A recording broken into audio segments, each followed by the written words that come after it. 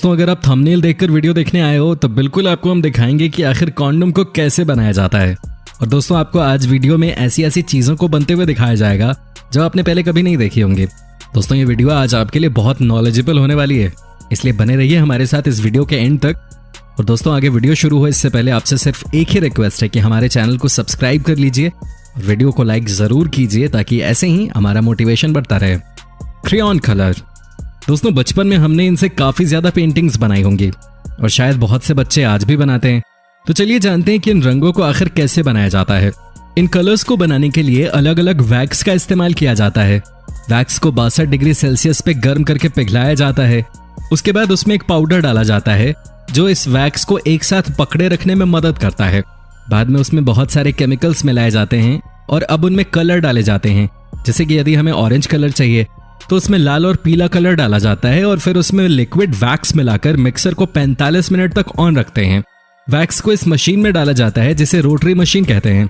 अब इन मशीन के ऊपर लिक्विड वैक्स डाला जाता है और बाद में उसे ठंडे पानी में रखकर सुखाया जाता है और फिर ऊपर के एक्स्ट्रा वैक्स को ब्लेड की मदद से निकाला जाता है। ये मशीन एक साइकिल में 2000 से भी ज्यादा पीसेस बना सकती है और ये कंपनी हर घंटे 30,000 से भी ज्यादा पीसेस बनाती है। अब इन कलर्स को दूसरी मशीन में लोड किया जाता है और फिर उन्हें आगे भेज दिया जाता है। फिर दूसरी मशीन इन्हें एक एक करके लेबलिंग के लिए आगे भेज देती है। लेबल लगने के बाद हर एक कलर के पीस को अलग अलग कंटेनर में डाला जाता है। फिर नीचे चल रहा कन्वेयर ये देखता है कि हर बॉक्स में हर एक कलर सही से गिर रहा है या नहीं, और फिर आखिर में हर एक सेट को बॉक्स में भरा जाता है और दुकानों में बेचने के लिए भेज दिया जाता है। अंडे। दोस्तों आपको पता होगा कि जब तक मुर्गी ना हो तब तक अंडों में चूजे नहीं बनते और बाहर से अंडों का कलर कुछ भी हो, चाहे वो सफेद हो या ब्राउन हो, अंदर से सारे एक जैसे ही होते हैं। तो चलिए जानते हैं कि आखिर इन्हें फैक्ट्री में कैसे बनाया जाता है। जब मुर्गियां 19 हफ्ते की हो जाती हैं तो उन्हें फैक्ट्री में ले जाया जाता है जहां पे वो अंडे देना शुरू कर देती हैं। यहाँ पर टेम्परेचर और लाइट को मेंटेन किया जाता है ताकि मुर्गियां हिलती रहें और अंडों की क्वालिटी अच्छी रहे। इन मुर्गियों को दिन में 3 बार खाना दिया जाता है। इनके खाने में अलग अलग चीज़ें होती हैं जैसे गेहूँ, चावल, सोयाबीन, जो इन्हें अच्छा खासा प्रोटीन प्रोवाइड करते हैं। ये मुर्गियां पानी पीने के लिए नोजर का इस्तेमाल करती हैं जो कि इनके केज के अंदर ही लगा होता है। हर एक मुर्गी साल में कम से कम 300 अंडे देती है और इन मुर्गियों की केजेस में ढलान होती है जो इन अंडों को अपने आप कन्वेयर बेल्ट पे डाल देती है, जहां से इन अंडों को बड़े कन्वेयर बेल्ट पे डाला जाता है जो इन्हें पैकिंग के लिए आगे भेजती है। खराब अंडों को साइड में निकाल के रख दिया जाता है और बाद में ऑटोमेटिक मशीन इन अंडों को प्लास्टिक ट्रे में ट्रांसफर कर देती है, जहां से इन्हें दूसरे कन्वेयर बेल्ट पे डाला जाता है जो इनकी क्वालिटी चेक करता है। कम क्वालिटी या खराब अंडों को बाहर निकालकर दूसरी चीजों में इस्तेमाल करते हैं जैसे कि शैम्पू। सबसे पहले एक सक्शन पंप इन अंडों को उठाकर कन्वेयर बेल्ट पे डालता है और फिर इन्हें ड्रायर में कुछ समय के लिए सुखाया जाता है। फिर इन्हें ब्राइट लाइट के ऊपर से गुजारा जाता है जहां पर काम कर रहे लोग टूटे हुए या खराब अंडों को साइड में निकाल के रख देते हैं। अब दूसरी मशीन मेटल बोल से टैप करती है जो कि इन अंडों की शेल्फ की शक्ति को मेजर करती है, जिसके बाद इनका सीरियल नंबर प्रिंट किया जाता है जो इनकी एक्सपायरी डेट बताता है और अब इन्हें ट्रे में भरकर बेचने के लिए भेज दिया जाता है। धागा या ऊन। दोस्तों इसे बनाने के लिए किसान भेड़ को पालते हैं और गर्मियां आने तक उन्हें खिलाते हैं। फिर बाल आने के बाद इन्हें फैक्ट्री में ले जाया जाता है जहां पर मशीन के जरिए इनके सारे बाल निकाले जाते हैं। कभी कभार यहाँ काम कर रहे लोगों के ठीक से काम न करने की वजह से इन्हें चोट भी लग जाती है। अब इनके अंदर के कचरे को निकाला जाता है, इन्हें पैक किया जाता है और इन्हें दूसरी फैक्ट्री में भेजा जाता है जहां पर इन्हें सबसे पहले रंग में डुबोया जाता है। अब इन्हें ऐसी मशीन में डाला जाता है जो इन्हें एक दूसरे से अलग कर देती हैं।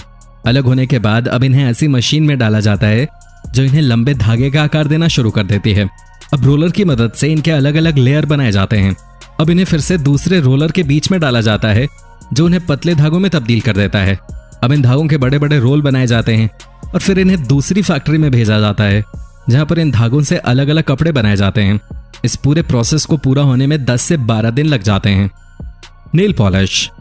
इन्हें बनाने के लिए सबसे पहले कलर डिसाइड किया जाता है और छोटे से अमाउंट में उसे टेस्ट किया जाता है। सजेशन बेस की मदद से इस नेल पॉलिश को एक कांस्टेंट कलर मिल जाता है और फिर उसमें पॉलीवेल मिलाया जाता है ताकि नेल पॉलिश हमारे नाखून पे चिपका रहे। ये कंपनियां हर रोज 5 टन नेल पॉलिश बनाती हैं और अब इन बड़े कैंस को फिलिंग मशीन से अटैच किया जाता है। वहीं दूसरी तरफ कांच की बोतल को भरने के लिए रेडी किया जाता है। कांच की बोतलों को बनाने के लिए जिस ग्लास का इस्तेमाल किया गया है वो इटली से मंगाई गई है। फिर इन बॉटल्स को कन्वेयर बेल्ट पे एक लाइन में रखा जाता है और अब एक बॉटल में मेटल से बनी हुई गोलियां डाल दी जाती हैं जो नेल पॉलिश को मिक्स करने में मदद करती हैं। फिर इस नोजल से इन बॉटल्स में नेल पॉलिश भरी जाती है और अब इन्हें बनाने के लिए ब्रशेस को रेडी किया जाता है, जिसके बाद उन पे कैप्स लगा दी जाती है ताकि ये बाहर न गिरें। और दोस्तों कॉस्मेटिक इंडस्ट्री दुनिया की सबसे बड़ी इंडस्ट्रीज में से एक है और फिर इस नेल पेंट को पूरी दुनिया में बिकने के लिए भेज दिया जाता है। कॉन्डम। दोस्तों इस चीज का चाहे आप कितना ही मजाक क्यों ना बना लें, लेकिन ये वही चीज है जो हमें कई प्रकार की बीमारियों से बचाती है और हमारे देश की जनसंख्या को नियंत्रित करती है। दोस्तों हमें पता है इसके बारे में आप जानने के लिए काफी उत्सुक हैं, तो दोस्तों इस वीडियो को ध्यान से जरूर देखिए। इसे आकार देने के लिए कांच के सांचों का इस्तेमाल किया जाता है और बारीक सी कोई भी चीज इस पे चिपके ना, इसलिए इसे अच्छे से धोया जाता है। यदि ऐसा न किया जाए तो उस रबड़ में होल हो सकता है। दोस्तों अब इसे लिक्विड लेटेक्स में डुबाया जाता है। जब ये डूब रहे होते हैं तब ये कांच का साँचा घूम रहा होता है ताकि ये लेटेक्स हर तरफ अच्छे से लग जाए। अब उसे सुखाया जाता है। सूखने के बाद उन्हें फिर से उसी लेटेक्स में डुबाया जाता है और अमाउंट सही होने के बाद उन्हें आगे भेजा जाता है। इनकी थिकनेस यानी कि इनका मोटापन अलग अलग ब्रांचेस के हिसाब से बदलता रहता है और एक रोलर इनके एंड से इसे थोड़ा सा रोल कर देती है ताकि इसे पकड़ने में आसानी हो। अब उसे ड्रायर से निकाला जाता है जो उसे सुखा देता है और इलास्टिक बना देता है और फिर वाटर वीज की मदद से इसे निकाला जाता है और ये कंपनी 1 घंटे में 80,000 पीसेस बनाती है।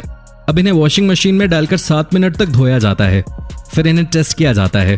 टेस्टिंग में इनमें हवा भरी जाती है और आपको बताएं कि ये फूटने से पहले 80 लीटर हवा को अपने अंदर भर सकते हैं। अब उनके अंदर लीक्स को चेक किया जाता है। उसके लिए उसमें पानी भरा जाता है और इस तरह से हर एक पीस को चेक किया जाता है।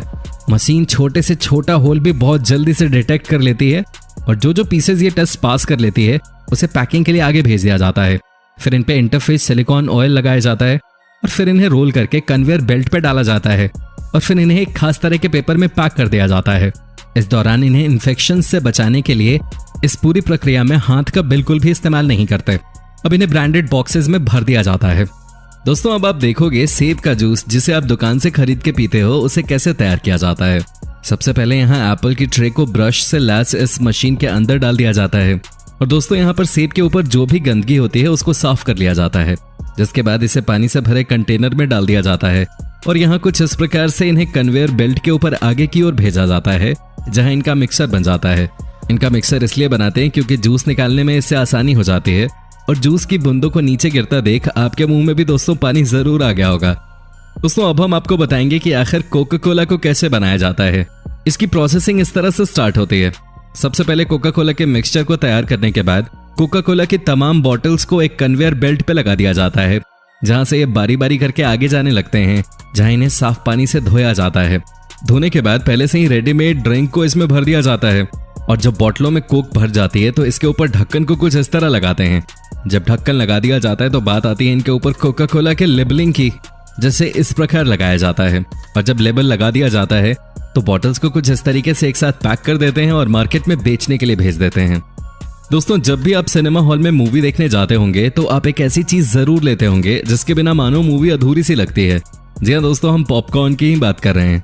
और दोस्तों पॉपकॉर्न खाते वक्त मूवी को देखना कुछ अद्भुत ही होता है। क्या आपको पता है कि आखिर इन पॉपकॉर्न को तैयार कैसे किया जाता है? अगर आपको नहीं पता तो चलिए हम आपको दिखाते हैं कि पॉपकॉर्न को कैसे बनाते हैं। सबसे पहले मक्के के दाने, तेल और नमक को लिया जाता है और इन सभी को एक कंटेनर में मिलाया जाता है। फिर इस कंटेनर के टेम्परेचर को बढ़ा दिया जाता है और दोस्तों 4 से 5 मिनट तक रखने के बाद इसके ढक्कन को उठा दिया जाता है और इसमें बने पॉपकॉर्न को खाली प्लेट पे डाल देते हैं। इसके बाद इस पे मसाला छिड़कते हैं और इसे और भी स्वादिष्ट बनाते हैं, जो कि खाने में बहुत ही टेस्टी लगता है। दोस्तों जैसा कि आप सभी जानते हैं, नारियल का तेल सदियों से चला आ रहा है। महिलाएं हो या पुरुष, सभी लोग आज इस तेल का इस्तेमाल करते हैं। लेकिन क्या आप जानते हैं कि आखिर नारियल के तेल को कैसे तैयार किया जाता है? नहीं जानते तो हम आपको बता दें कि नारियल के तेल को तैयार करने के लिए पहले नारियल को इकट्ठा किया जाता है। यहाँ पर नारियल के पेड़ होते हैं जो कि कंपनी वाले खुद लगवाते हैं। और अगर आपने कभी नारियल खाया तो आपने देखा होगा कि नारियल के ऊपर एक लकड़ी की परत होती है जो कि बहुत ही मजबूत होती है। अगर नारियल इस स्थिति में किसी के सर पे गिर जाए तो उसका सर फूटना तो लाजमी ही है। लेकिन दोस्तों इस प्रकार से नारियल के ऊपर से लकड़ी के छिलके को उतारा जाता है और नारियल को फोड़कर आगे की ओर कन्वेयर बेल्ट पे डाल दिया जाता है, जहां पहले इन नारियल को पानी के स्प्रे से धोते हैं। बाद में इनको पीसा जाता है। जब नारियल पूरी तरह से बारीक हो जाए तो नारियल के बचे अवशेष को एक मशीन में डाल दिया जाता है, जहां से बचे हुए नारियल का तेल निकालते हैं। और दोस्तों इस प्रकार से तैयार होता है नारियल का तेल। और जब इस तेल की पूरी तरह से रासायनिक जांच कर ली जाती है तो इनको पैक करके मार्केट में भेज दिया जाता है बेचने के लिए, जहां से आप इनको दुकान से खरीद कर इस्तेमाल करते हो। दोस्तों अब वो जमाना गया जब चौराहे की साइड पे जूस बेचने वाला व्यक्ति जूस के लिए फलों को छीलता था। आज बड़ी बड़ी फैक्ट्री आ गई है जो आपको हर प्रकार के फल का जूस तैयार करके दे देती है। और दोस्तों ये मशीन भी जूस निकालने के लिए यही जानी जाती है, जिसका नाम है AMS 220, जो अनानास और तरबूज जैसे फलों को छीलकर उनका जूस निकालने के लिए जानी जाती है। इनका प्रयोग करना बहुत ही आसान है। जिस भी फल का आपको छिलका उतारना है उसको आप स्टैंड पे लगा दीजिए और देखिए कितने मजेदार तरीके से फल का भारी छिलका निकल जाता है और ऐसे ही आप कई प्रकार के फलों को छील सकते हैं। तो दोस्तों आज की हमारी ये वीडियो आपको कैसी लगी हमें कमेंट सेक्शन में कमेंट करके जरूर बताएं। और दोस्तों अगर वीडियो अच्छी लगी तो इसे लाइक करें और अपने दोस्तों के साथ शेयर करें। और अगर आप हमारे वीडियो को YouTube पे देख रहे हैं तो चैनल को सब्सक्राइब जरूर कर लें। और अगर आप हमारी वीडियो Facebook पर देख रहे हैं तो पेज को लाइक जरूर कीजिएगा, ताकि आपको और भी इस तरह की इंटरेस्टिंग वीडियोस देखने को मिलती रहें सबसे पहले। धन्यवाद।